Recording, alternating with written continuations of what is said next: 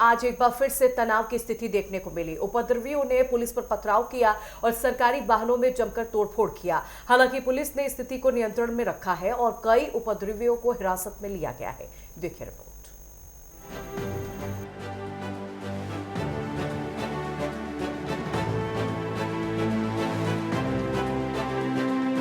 नोएडा में फिर बवाल, श्रमिकों का भारी हंगामा। पुलिस पर पथराव, कई सरकारी गाड़ियां हुई क्षतिग्रस्त।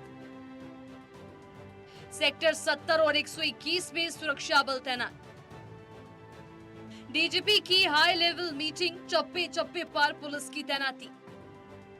नोएडा के फेज 2 और सेक्टर 80 के औद्योगिक इलाकों में आज फिर से हंगामा हुआ। अपनी मांगों को लेकर प्रदर्शन कर रहे श्रमिकों और घरेलू सहायिकाओं का गुस्सा फूट पड़ा।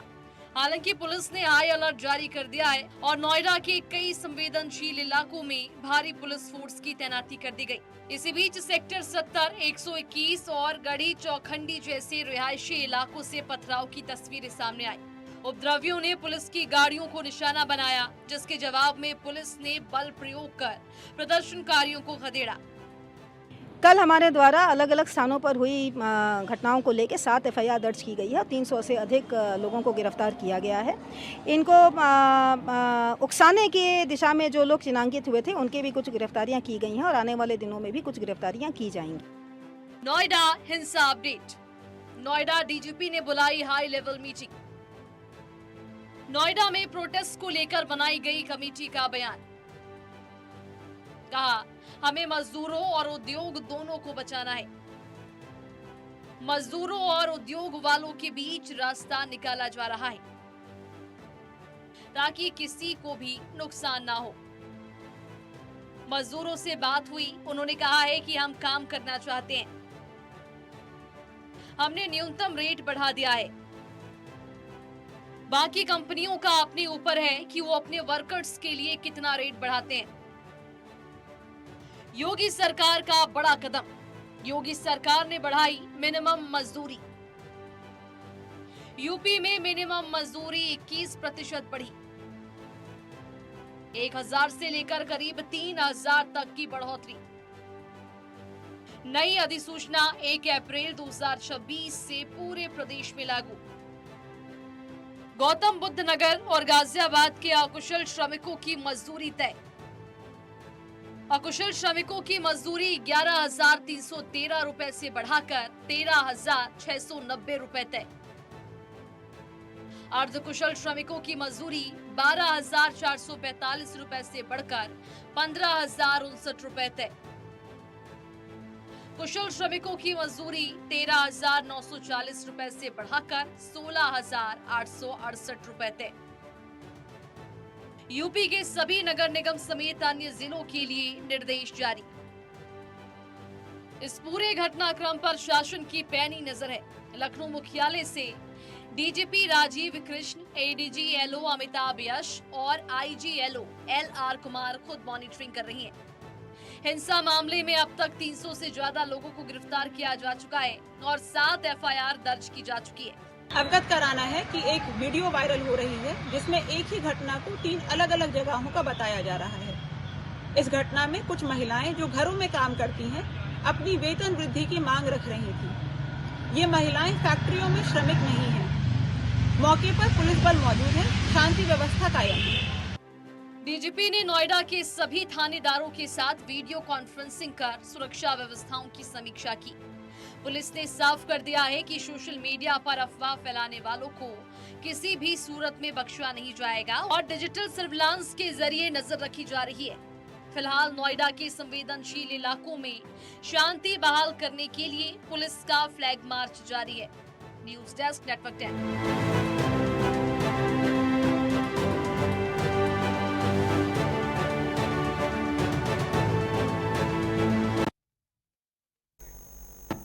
तो आपको बता दें, कल जिस तरीके से श्रमिकों की ओर से हड़ताल की गई थी, हालांकि आज दूसरे दिन भी यानी 14 अप्रैल को भी कई जगहों से हिंसक तस्वीरें सामने आई। हालांकि प्रशासन की ओर से उनके मानदेय में 21% की बढ़ोतरी की बात कही गई है। लगातार प्रशासन जो है श्रमिकों के साथ नजर आ रहा है, कर्मचारियों के साथ नजर आ रहा है, लेकिन बावजूद इसके उत्तर प्रदेश के नोएडा से कई ऐसी तस्वीरें सामने आई जहां पर उपद्रव फैलाने की कोशिश की गई थी। प्रशासन, पुलिस बल लगातार उनसे कह रहे हैं कि हम आपके साथ हैं, हम आपकी मांगे मानने के लिए तैयार हैं, लेकिन फिर भी कुछ लोगों की तरफ से इस तरीके से हुड़दंग मचाया जा रहा है, हंगामा मचाया जा रहा है। आपको बता दें कि डीसीपी की ओर से हाई लेवल बैठक जो है लखनऊ में भी जारी है। वहां पर क्या कुछ निकल कर आता है शाम तक इस मीटिंग में, वो देखने वाली बात होगी। प्रशासन की ओर से बार बार कहा जा रहा है, प्राइवेट कंपनीज को, फैक्ट्रीज को यह आदेश दे दिए गए हैं कि बोनस के जितने भी पैसे होंगे, सैलरी की जो भी रकम बनती है, वो सीधा तौर पर श्रमिकों के, कर्मचारियों के अकाउंट में ट्रांसफर की जाएगी, उसकी सैलरी स्लिप उन्हें देनी होगी। लेकिन बावजूद इसके जब सरकार की ओर से समर्थन जो है इसे दिया जा रहा है, श्रमिकों की ओर से लगातार विरोध प्रदर्शन उग्र होता नजर आया है नोएडा में। बिल्कुल, तो ये तस्वीरें आपको दिखा रहे, बीते दिन की ये तस्वीर है, किस तरह उपद्रव मचाते हुए ये उग्रवादी जो है नजर आए हैं। हालांकि कई ऐसे कंपनी रही जहां पर शांतिपूर्ण तरीके से कर्मचारी जो है प्रदर्शन करते हुए नजर आए, लेकिन उसमें ही कुछ शरारती तत्व भी रहे जो कई बिल्डिंगों में, कई ऑफिसों में, कई दफ्तरों में जमकर तोड़फोड़ की गई। हालांकि देखिए उसके बाद फ्लैग मार्च भी निकाला गया और अभी तक जो आंकड़े निकलकर सामने आए हैं, तकरीबन 300 लोगों को हिरासत में लिया गया है। और ये भी आप तस्वीर देख रहे हैं कि किस तरह पुलिसकर्मियों द्वारा इन उपद्रवियों को हिरासत में लिया जा रहा है। हालांकि देखिए अगर बात की जाए कि उत्तर प्रदेश सरकार की तरफ से इस पर क्या कुछ संज्ञान लिया गया है, तो मुख्यमंत्री योगी आदित्यनाथ ने बीते दिन ही और तकरीबन देखिए 11 बजे सुबह ही उन्होंने इस बात को लेकर स्थिति साफ कर दी थी कि आपकी जो मांगे हैं, जो कर्मचारियों की मांगे हैं, वो हर एक कंपनी को मानना होगा। अगर किसी की सैलरी 10,000 है तो उसको 13,000 देना होगा। और जो बोनस की बात की जा रही थी उसे भी मुख्यमंत्री योगी आदित्यनाथ ने कहा कि बोनस भी दिया जाएगा। बकायदा एक और नियम मुख्यमंत्री योगी आदित्यनाथ ने लागू किया कि अगर आप ओवरटाइम, कोई भी कंपनी ओवरटाइम अपने कर्मचारियों से काम कराती है तो बढ़ी हुई राशि भी उस कर्मचारी को देना होगा, बकायदा उसकी स्लिप भी आपको जारी करना होगा। इसी के साथ ये भी कहा गया है कि सप्ताह में 1 दिन का अवकाश मिलेगा। 8 घंटे से ज्यादा काम अगर कोई कंपनी कराती है तो उस पर आप शिकायत भी दर्ज कर सकते हैं। उसके बावजूद जो दोहरा चरित्र जो है कुछ ऐसे उपद्रवियों की नजर आई जो कई ऑफिसेस में, कई मीडिया हाउसेस में जमकर तोड़फोड़ करते हुए नजर आए। और आज भी यही नजारा कई जगहों से देखने को मिला जहां जमकर उपद्रव मचाते हुए ये लोग नजर आए हैं। श्रमिकों के मानदेय में 21% की बढ़ोतरी की गई है। अब 13,000 समथिंग इन्हें दिया जाएगा। कुशल श्रमिकों की मजदूरी जो है 16,000 से ज्यादा उनको दिया जाएगा। प्रदर्शन को लेकर बकायदा एक टीम भी गठित की गई है जिसमें यह आंकलन किया जा रहा है कि बीते दिन जिस तरह नोएडा के कई सेक्टरों में उपद्रव मचाया गया उसमें कौन कौन शामिल था।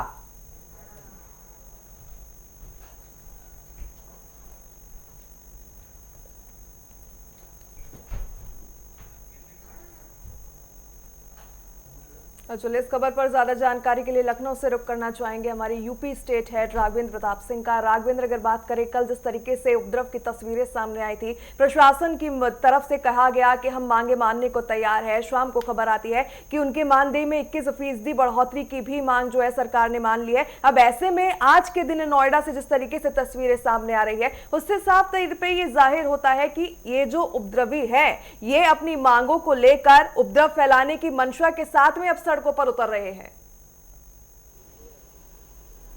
बिल्कुल प्रगति, इससे इनकार नहीं किया जा सकता है कि जब 2 दिन पहले ही जब लोकल इंटेलिजेंस के इनपुट के आधार पर मुख्यमंत्री ने यहाँ बैठक ली थी लखनऊ में, और बुलंदशहर, मेरठ, गाजियाबाद, गौतम बुद्ध नगर, आगरा, मथुरा, इन जनपदों के जिलाधिकारियों को स्पष्ट निर्देश जारी किए गए थे, आप अलर्ट मोड पर रहिए और यहाँ पे इस तरह के आंदोलन होने की संभावनाएं हैं। लेकिन उसके बावजूद भी अगर हम पुलिस प्रशासन की बात करें या जिला प्रशासन की बात करें, हाथ पे हाथ धरे बैठा रहा, उपद्रवी तांडव मचाते रहे। इतना ही नहीं, यमुना एक्सप्रेसवे पे भीषण जाम लगा। कई ऐसे मरीज थे जिनके एम्बुलेंस फंसे रहे, कई ऐसे मरीज थे जो एक्सप्रेसवे के माध्यम से जाकर दिल्ली से फ्लाइट के माध्यम से उन्हें चेन्नई जाना था या दूसरे शहरों में जाना था, वो अपना इलाज कराने नहीं पहुँच गया। इतना ही नहीं, उपद्रवियों की मंशा इस रूप में समझी जा सकती है जी। कि तमाम पुलिसकर्मियों की गाड़ियों को उन लोगों ने आग के हवाले कर दिया, तमाम पुलिसकर्मियों को पीटा। इतना ही नहीं, नेटवर्क 10 के साथ साथ कई ऐसे मीडिया दफ्तर भी थे, इसके अलावा कई ऐसे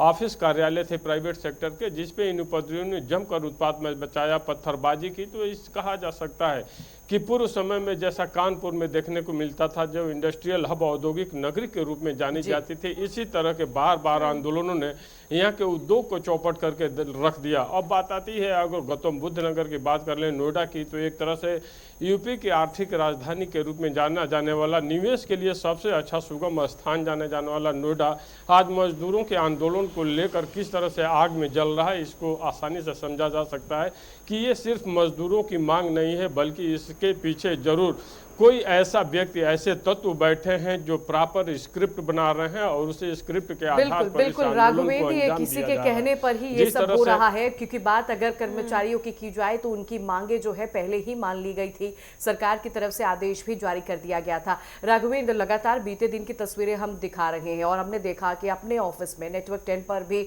पत्थरबाजी की गई है। आज कहां कहां इस तरह की घटनाएं देखने को मिली राघवेंद्र?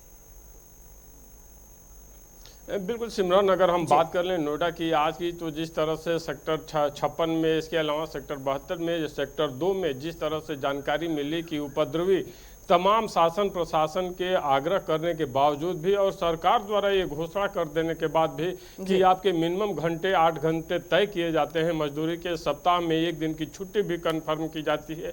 इसके अलावा अगर कोई भी कंपनी, फैक्ट्री मालिक ओवर टाइम आपसे कराता है तो आपको डबल सैलरी मिलेगी। कई मजदूर ऐसे होते हैं जो अपने आर्थिक लाभ के लिए या परिवार के भरण पोषण के लिए कि और ज़्यादा हमें पैसा मिल जाए, वो ओवर टाइम काम करते हैं, ये कोई नई बात नहीं है। उसके लिए भी मजदूरी की दर डबल तय की गई। उसके बावजूद भी जिस तरह का हिंसक प्रदर्शन आज भी देखने को मिला, जिस तरह से मजदूर आज भी सड़कों में दिखाई दिए, या ये कहिए कि मजदूरों के साथ साथ मजदूरों के भेष में तमाम ऐसे आंदोलनकारी जो हर जगह पहुंचते हैं इस तरह के आंदोलनों में, वो दिखाई दिए।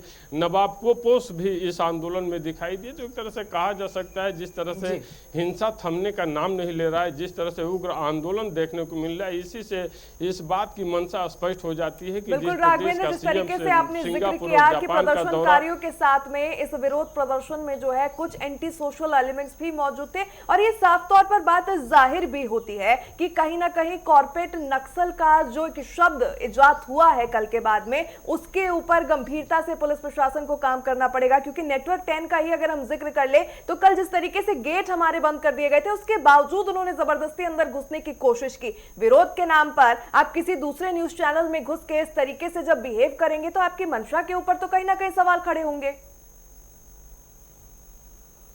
बिल्कुल, मनसा पे तो इसी से सवाल खड़ा हो जाता है सिमरन की जब बात आती है मीडिया की, तो मीडिया से इन आंदोलनकारियों को कुछ ज़्यादा ही चिढ़ दिखाई देती है। हालांकि अगर इन्हीं उपद्रवियों से कह दिया जाए कि एक रिपोर्ट तैयार करो तो वो रिपोर्ट तैयार करने की स्थिति में नहीं होते हैं, लेकिन वो इतना ज्ञान देना जरूर चाहते हैं कि पत्रकारिता कैसे करनी चाहिए, कौन सी खबर दिखानी चाहिए। और पत्रकारिता पेशा ऐसा है कि जहाँ पे जिसको जिस खबर से फायदा होता है उसके लिए मीडिया अच्छी होती है, और जिस खबर से उसका नुकसान होता है या उसका जो भी कारनामे हैं वो खुलता है, तो वहाँ पे मीडिया बिकी हुई होती है या फिर वो गलत मीडिया होती है। और मीडिया से सभी लोगों के खार खाने के पीछे की मंशा यही होती है कि हर आदमी की मंशा होती है कि उसके अनुसार खबरें चलें या दिखें, और ये संभव नहीं हो पाता है। बिल्कुल राघवेंद्र, ये तो पॉसिबल नहीं है ना कि मीडिया किसी के हिसाब से खबरें चलाए। लेकिन राघवेंद्र, अभी तक जो आंकड़े सामने आए हैं बीते दिन से और अभी तक 300 उपद्रवियों को हिरासत में लिया गया है, क्या इस आंकड़े में इजाफा हुआ है? क्या भी आज कुछ गिरफ्तारियां हुई क्या? बिल्कुल, अगर लखनऊ की बात कर लें इस समय तो डीजीपी राजीव कृष्णा और एडीजी येलो अमिताभ यस के तरफ से लगातार इसकी मॉनिटरिंग की जा रही है। गौतम नगर पुलिस से बार बार पल पल की अपडेट ली जा रही है, और अब तक जो जानकारी मिल रही है ये गिरफ्तारियां लगभग 350 के पार हो चुकी हैं। और ऐसी संभावना व्यक्त की गई है पुलिस प्रशासन के तरफ से, जो पुलिस मुख्यालय से जानकारी मिल रही है कि इसमें लगभग 500 गिरफ्तारियां हो सकती हैं, क्योंकि सबको सीसीटीवी फुटेज के आधार पर चिन्हित किया जा रहा है। और जो भी उपद्रवी उपद्रवी मजदूर के रूप में आए हैं और चाहे वो नेटवर्क 10 के दफ्तर पे हमला किए हों या जी, पुलिसकर्मियों की गाड़ियों को पलटे हों, जो जहां भी किया है सीसीटीवी फुटेज के आधार पे पुलिस सबको गिरफ्तार करने का प्रयास कर रही है। तो ये आंकड़ा बढ़ा है और शाम तक, रात तक और बढ़ने की संभावनाएं भी हैं। बिल्कुल, ऐसे में राघवेंद्र अगर बात करें, बेहद संवेदनशील ये श्रमिकों का मामला होता नजर आ रहा है। ऐसे में अखिलेश यादव का जो कुछ बयान सामने आया पूरे मामले को लेकर, साफ तौर पर नजर आ रहा था कि वो इतने संवेदनशील मुद्दे पर भी अपनी राजनीति चमकाना चाह रहे हैं। बिल्कुल, अगर हम बात कर लें अखिलेश यादव की या फिर प्रदेश अध्यक्ष कांग्रेस के अजय राय की, जैसे सुबह मैंने भी बात किया था अजय राय से भी, तो इन लोगों के जो बयान आ रहे हैं वो पूर्णतः राजनीतिक बयान आ रहे हैं। 2027 के चुनावों को ध्यान में रखते हुए बयान आ रहे हैं कि किसी भी तरह इन मजदूरों को साधने का प्रयास किया जाए, क्योंकि वो भी जानते हैं कि 2027 के नया पार करनी है तो गरीबों को, मजदूरों को, किसानों को, दलितों को, पिछड़ों को, युवाओं को, बेरोजगारों को बिना समेटे चुनाव की जीत दर्ज नहीं की जा सकती है। क्योंकि प्रदेश में जिस तरह का कानून व्यवस्था का राज स्थापित किया गया है, जिस तरह से निवेश का माहौल बनाया गया है, उसको देखकर ये सभी राजनीतिक दल जानते हैं कि अगर चुनावी नया पार करनी है तो मजदूरों को भी अपने पाले में लाना होगा।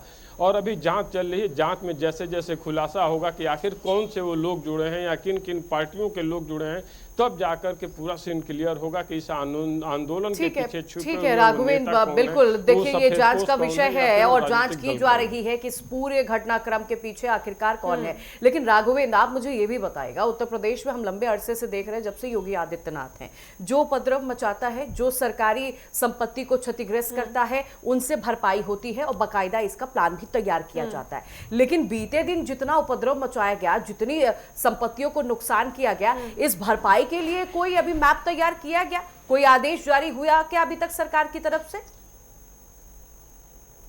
बिल्कुल सिमरन, अभी तो आदेश जारी नहीं हुआ है, लेकिन इतना तय है कि उत्तर प्रदेश का 2017 के बाद से इतिहास रहा है कि यहाँ उपद्रवियों के होर्डिंग्स भी लगी हैं। इतना ही नहीं, जिन उपद्रवियों ने इस तरह के उपद्रव किए हैं उनके घरों पे बुलडोजर भी चले हैं और वसूली सरकारी धन की, राजस्व की जहाँ भी नुकसान हुई है, सरकारी संपत्तियों का नुकसान हुआ है, उसकी भरपाई भी इन्हीं आंदोलनकारियों से की गई है। और इसीलिए गौतम नगर पुलिस उसे आइडेंटिफाई कर रही है और सबकी गिरफ्तारी हो रही है। और इतना तय है कि इन दंगाइयों के माध्यम से जितना भी नुकसान उत्तर प्रदेश की संपदा का हुआ है, उसकी भरपाई भी इन्हीं के द्वारा ली जाएगी।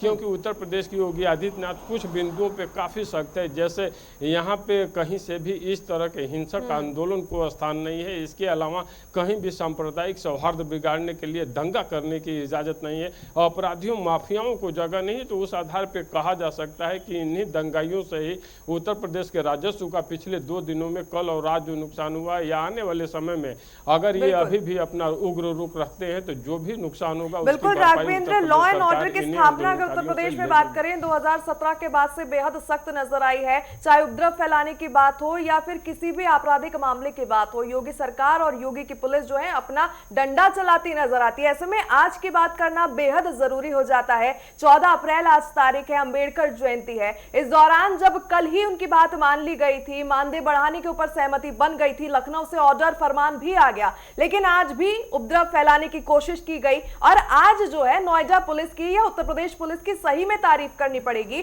क्योंकि कहीं ना कहीं सूचना ये भी थी सूत्रों के हवाले से कि आज जो सांप्रदायिक सौहार्द है उसे बिगाड़ने की कोशिश की जा सकती है, दंगे फैलाने की कोशिश जो है वो होती नजर आ सकती है। लेकिन आज सुबह से ही पुलिस प्रशासन की जो है वो मुस्तैदी देखने को मिली थी। बिल्कुल प्रगति, जिस तरह से पुलिस ने फ्लैग मार्च किया, जिस तरह से जगह जगह पे स्थानों में गश्त करती हुई पुलिस देखी, उसको देखकर यही लगा कि पुलिस पूरी तरह से कंट्रोल कर लेगी। क्योंकि कल की जितनी भी घटनाएं थी वो पूर्णतः पुलिस की विफलता थी। नहीं तो पुलिस अगर चाहती, समय से चेत गई होती तो इस आंदोलन को उग्र होने से पहले ही दबाया जा सकता था। लेकिन मजदूरों की मांगे मानने के बावजूद भी, जब सरकार सारी मांगे मान ली है, उसके बाद भी अगर इस तरह के हिंसक आंदोलन हो रहे हैं, जगह जगह तोड़ फोड़ हो रही है, आगजनी हो रही है, तो सबसे बड़ा सवाल यही हो जाता है कि आखिर इसके पीछे का स्क्रिप्ट कौन तैयार कर रहा है। आखिर वो कौन से लोग हैं जो इन मजदूरों को भड़काने का काम कर रहे हैं कि तुम अपने आंदोलन को जारी रखो, इसी तरह का हिंसक प्रदर्शन करते रहो। कहीं ऐसी मंशा तो नहीं इन स्क्रिप्ट लिखने वालों की कि निवेश का जो एक माहौल योगी आदित्यनाथ द्वारा तैयार किया जा रहा है, जिस तरह से सिंगापुर में, जापान में सीएम योगी आदित्यनाथ ने जेवर एयरपोर्ट और नोएडा का खास करके जिक्र किया था, एमएसएमई सेक्टर का जिक्र किया था, युवा मजदूरों की बात जिस तरह से उन्होंने की थी उसको लेकर ऐसा तो नहीं कि निवेश का माहौल बिगाड़ने के लिए इन मजदूरों को ही दंगाई बनाने का बिल्कुल बिल्कुल राघवेंद्र, देखिए मुख्यमंत्री योगी आदित्यनाथ ने सभी स्थितियां साफ कर दी हैं। उत्तर प्रदेश में दंगा करेंगे तो भरपाई आपसे ही की जाएगी। बहरहाल बहुत शुक्रिया आपका राघवेंद्र जानकारी देने के लिए।